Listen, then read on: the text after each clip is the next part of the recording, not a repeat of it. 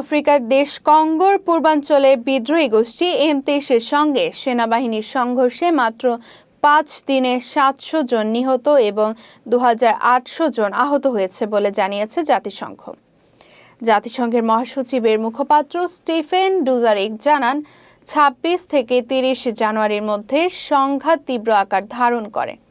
খবরে বলা হয়েছে, M23 বিদ্রোহী গোষ্ঠী নর্থ কিভু প্রদেশের রাজধানী গোমা দখল করেছে এবং দক্ষিণ কিভুর রাজধানী বুকাভুর দিকে অগ্রসর হচ্ছে।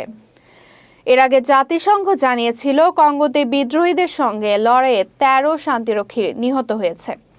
তুতসিস আদিবাসীদের এই বিদ্রোহী গোষ্ঠী একসময় কঙ্গো সেনাবাহিনীর অংশ ছিল, তবে 2012 সালে আলাদা হয়ে যায়। 2022 সাল থেকে তারা পূর্বাঞ্চলের বিভিন্ন এলাকা দখল শুরু করে। জাতিসংঘের তথ্য অনুযায়ী চলতি বছর সংঘাতের ফলে প্রায় 4 লক্ষ মানুষ ঘরছাড়া হয়েছে।